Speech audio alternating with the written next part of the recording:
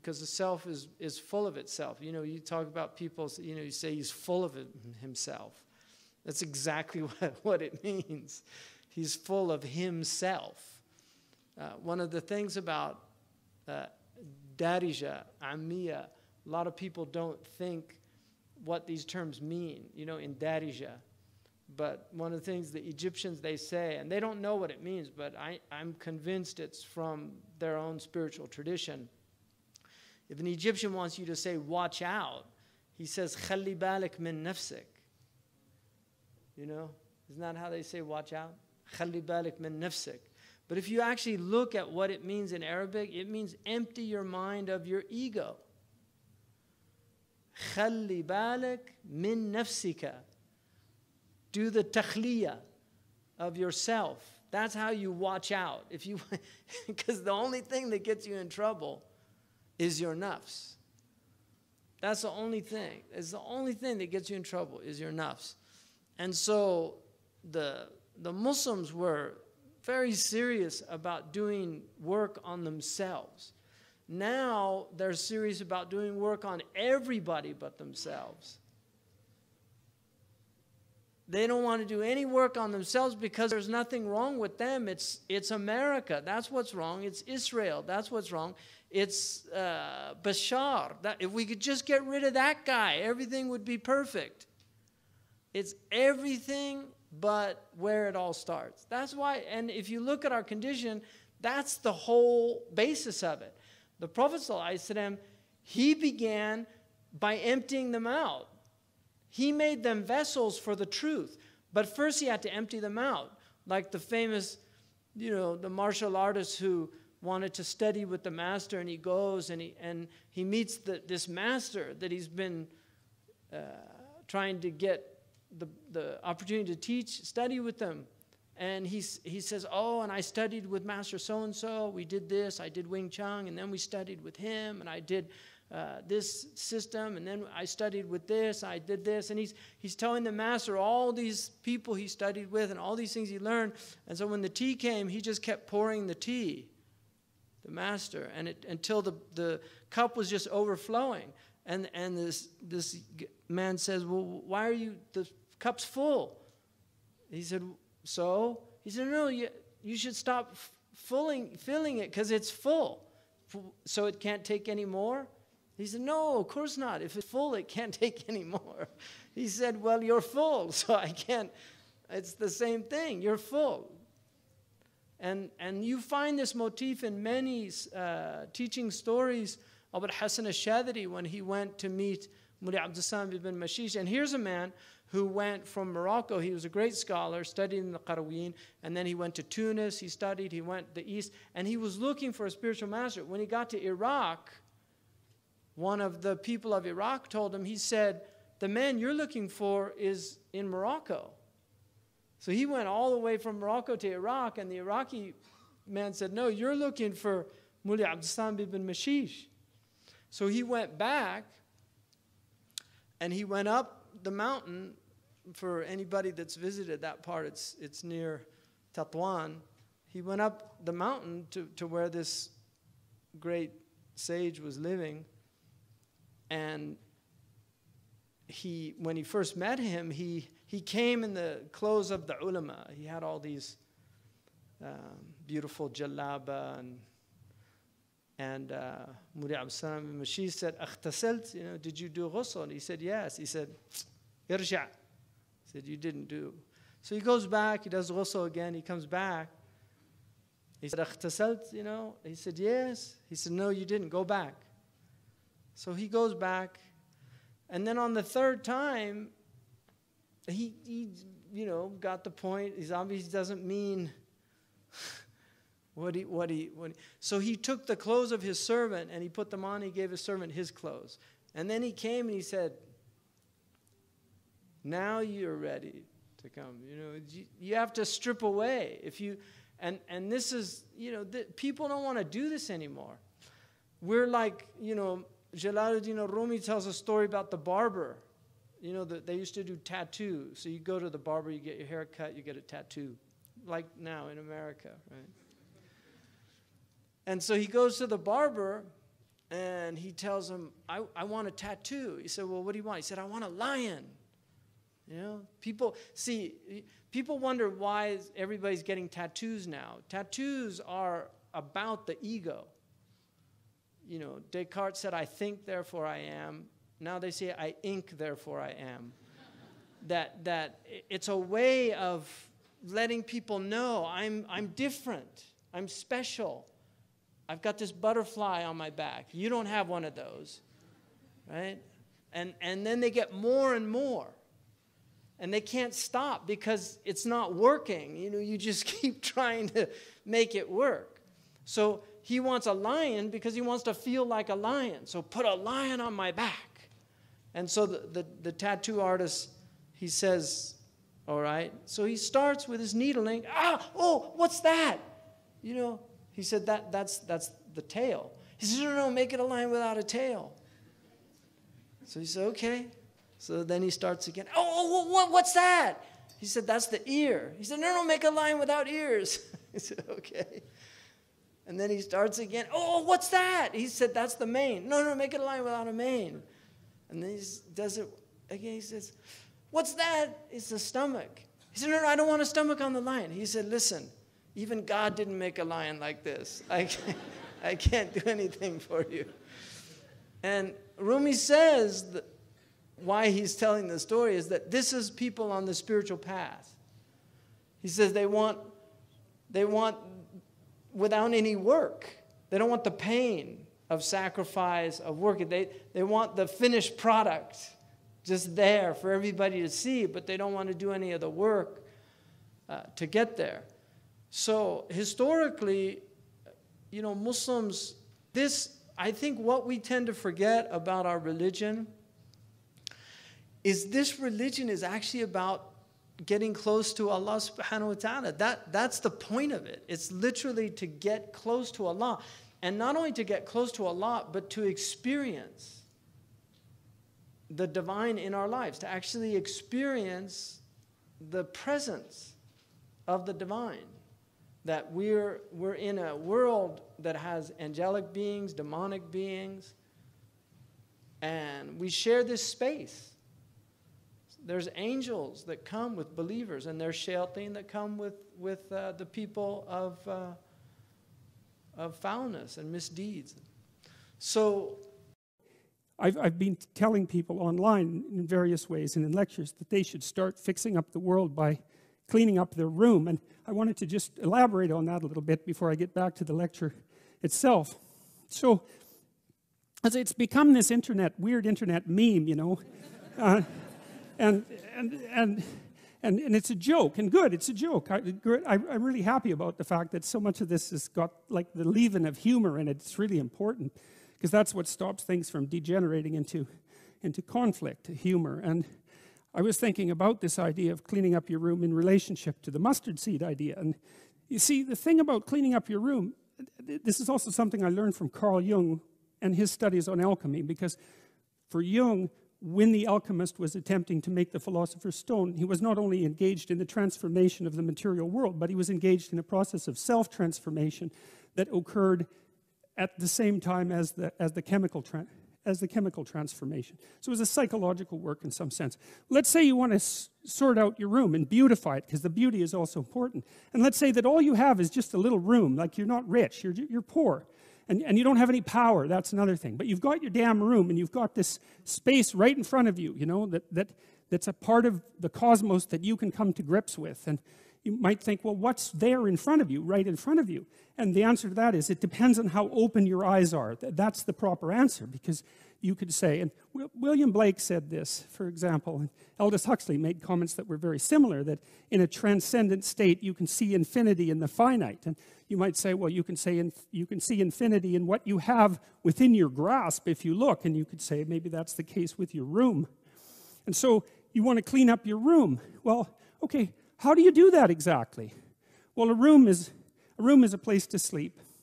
And so if you set your room up properly, then you figure out how to sleep and when you should sleep and how you should sleep. And then you figure out when you should wake up. And then you figure out, well, what clothes you should wear, because they have to be arranged properly in your dresser. And then you have to have some place to put your clothes. And if you're going to have some clothes, you have to figure out what you're going to wear those clothes to do, right? And then that means you have to figure out what you're going to do. And then your room has to serve that purpose, because otherwise it isn't set up properly. And if it doesn't serve your purposes, you will be unhappy and not happy in the room, because the way that we perceive the world is as a place to move from point A to point B in. And then if the place that we're in facilitates that movement, then we're happy to be there. And if the place that we're in serves as an obstacle to that movement, then we're unhappy to be there. And so what it means to set up your room is that you have to have somewhere to go that's worthwhile, or you can't set up your room. And then your room has to be set up to facilitate that. And then the next thing is, well, maybe you have to make it beautiful. But that's not easy, right? That means you have to have some taste. And that doesn't mean you have to have money. It doesn't. Because you can be garish with money. And you can be tasteful with nothing. All you need is taste. And taste beats money when it comes to beautifying things. You know, I mean, not that money is trivial, because it's not. But taste is crucial. And people who are very artistically oriented can make beautiful things out of virtually nothing. And not only that, the literature suggests that if you're going to make beautiful things, putting real constraints on what you allow yourself to do facilitates creativity instead of interfering with it. Because let's say you have to make something out of nothing, right? Which I suppose would be a godly act, right? You have to make something out of nothing. You have to be creative in order to do that. And so then to beautify your room means that you also have to develop your capacity to be creative. And so then you can make your room shine. But then what will happen is that if your family isn't together, they will interfere with that. You'll interfere with that because you won't have the discipline to do it properly. But then when you start building this little microcosm of perfection with what you have at hand, then it'll evoke all the pathologies of everyone in your household. They'll wonder what the hell you're up to in there. And they won't necessarily be happy, because if they're in a lowly place, let's say, and so are you, and you're trying to move out of that, then the higher you move out of that, the more the place they're in looks bad. And you might say, well, what they should do is celebrate your victory over chaos and evil, but that isn't what will happen. What will happen instead is that they will attempt to pull you back down. They'll attempt to, and I mean, obviously all families don't do that, but all families do that to some degree, and some families do almost nothing but that. And so what that means is that if you're going to organize your room, then you're going to have to confront the devils in your house. And that's often a terrifying thing, because some of those devils have lineages that go back many, many, many generations. And God only knows what you have to struggle with in order to overcome that. And so to sort yourself out and to fix up your room is a non-trivial matter, you know. And you can do that. You'll learn by doing that, and then maybe you'll learn enough by doing that so that you can fix up your family a little bit, and then having done that, you'll have enough character so that when you try to operate in the world at your job, or maybe in the broader social spheres, that you'll be a force for good instead of harm, because you'll have learned some humility by noting just how difficult it was to put your damn room together, well, and yourself for that matter. And so you'll proceed cautiously with your eyes open towards the good.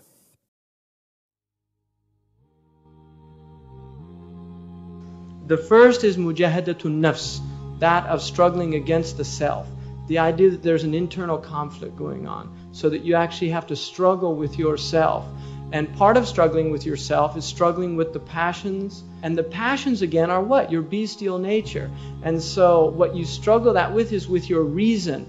And that is why when somebody is attempting not to do something that is wrong and struggle against those impulses, what he's using is a higher power. And the higher power is reason, is the aql. And that's why the essence of intellect in Arabic means that which constrains you or which prevents you from doing something that will lead you astray. Aqala ya'qilu means to stop, to prevent. And the other Arabic word they use for intellect is nuha, which comes from that which refuses or that which prevents. Again, yanha. All right. So the intellect, the essence of the intellect is that it prevents a human being from going astray. Now those people that don't listen to the intellect, Allah says about them, in hum kal an'am, they're like animals. But then He says, badhum adal, they're even more astray. And the reason for that is because animals do not do things that harm them. If an animal knows there's harm in something, it will avoid it. If an animal sees fire, it will flee from the fire. If an animal sees something that threatens it, it will either defend itself, if it doesn't see any other venue, or if it, by its nature, the threat is something that it deems within its power. Like a lion, if it's threatened by a lesser animal, aggressive animal, the lion will tend to fight because it's a lion and it knows that it can overpower. So the idea of human beings resorting to the bestial element in the self is a capitulation. It's the idea of surrendering the self to something that is low.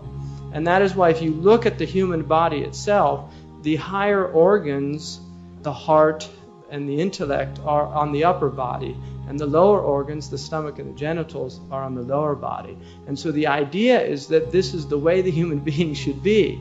He should be, the ruling force in the human being should be his heart and his intellect, and the subjugated force should be the bestial nature. What happens with human beings is that they become overcome by their bestial nature. And so hunger and craving, which is the essence of desire, overwhelms the intellect. And so they begin to want things that are harmful for them. And this is why they're worse than animals, because an animal will only take what it needs. Lions do not go out and slaughter. They take what they need and they leave the rest. Maybe for another day, but if they're not hungry, they're not going to kill 10 zebras. They will kill what they need to kill. And that's the difference between a human. The predations of humans are not needs.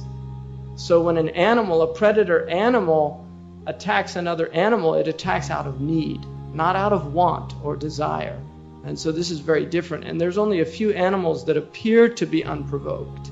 Sharks will attack unprovoked, and so will certain snakes. There's a few snakes, and there's a baboon that will attack unprovoked. But it's very rare in the animal kingdom for an animal to attack unprovoked. So the idea now, all of sentient creatures, creatures that have emotion and certainly intellect, human beings, have a self-defense mechanism. It is part of human nature to defend yourself. If you fall, your reaction is to put your arm out. You don't fall on your face. Human beings will not do that. In fact, one of the first things they teach you in martial arts is to fall properly, because you tend to want to put your hand out and break your wrist. So they teach you to learn how to fall in a way that's actually not going to harm you. But the impulse is to brace yourself, is to defend yourself. The same with if somebody begins to attack you, the thing to do is to cover your face, to protect your face. If somebody throws a blow at you, if you just stand there and don't defend yourself, something is wrong with your nervous system. It's not functioning. So self-defense is a human, it's actually ingrained in us to defend ourselves. And that is why every civil law on the planet recognizes the right to self-defense. There's no law that does not, whether it's Muslim or non-Muslim, every law recognizes that a human being has a right to defend himself from bodily harm, from harm of property, all of these things. The first jihad is that struggle against the self. And this is what makes a human being human. Raghib Isbahani says that a human being, there's two words in the Quran used for human. One is bashar, and the other is insan. A bashar, it is that quality that distinguishes us from other animals. So for instance, birds are distinguished by their feathers. Birds have feathers. Mammals have fur. If you look at mammals, they have fur. Human beings have skin, and that's why we're called bashar. Bashar is from bashara, which means skin. So the human is, when you say he's a bashar, you're just saying he's a man. That's why when the prophets, what do they say about the prophets? They don't say, ma anta illa insanun mithluna. They say, ma anta illa basharun mithluna. You're just a human like us. But they're not saying insan, they're saying bashar. All of us share bashariya. But we don't all share insaniya in truth. Just as an act of generosity from God that He calls us insan. What Raghib says, if you can imagine a dog standing on its two legs as opposed to four and talking in language, then you can imagine the state that many human beings are in. That they only share their humanity in the form, not in reality. And there's a verse in the Quran, لَقَدْ كَرَّمْنَا بَنِي Adam, we have ennobled the children of Adam. And that ennoblement is that we've been placed in this incredibly noble form. We're not like animals. We don't walk on all fours. We don't have to go down to a plate. We take things up to our mouth. I don't have to go down and lap up my water like a dog. That I actually have this ability to feed myself. And all of these qualities that the human beings has been given. So acquiring virtuous qualities or noble qualities is actually a very difficult thing. It takes time. It's not something that human beings are born with. Compassion is something that needs to be nurtured. Now, some people you will find have this naturally.